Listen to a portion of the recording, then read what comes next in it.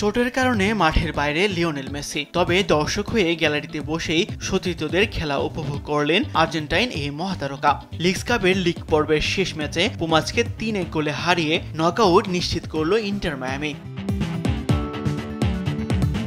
প্রথমার্ধে অবশ্যই এগিয়ে গিয়েছিল পুমাস। 34 মিনিটে হুরহে রুবালকাভার দুর্দান্ত বলিতে 1-0 ব্যবধানে পিছিয়ে পড়ে ইন্টার মায়ামি।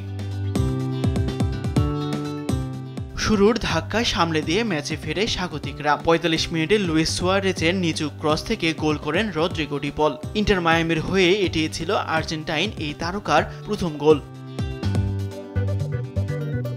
দ্বিতীয়ার্ধে এগিয়ে যায় ইন্টার মায়ামি। পুমাস ডিফেন্ডারের হ্যান্ডবলে পাওয়া পেনাল্টি থেকে 59 মিনিটে গোল করেন লুইস সুয়ারেজ। আর 69 মিনিটে এই উরুগুয়ানের পাস থেকে বল জালে জড়ান তাদেও আলেন্দে।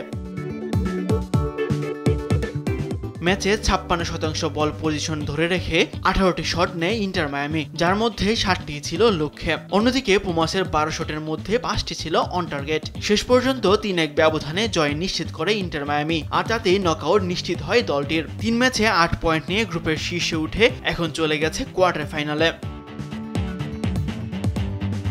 তাসবিহ শাওরন, স্পোর্টস ডেস্ক, দেশ টিভি।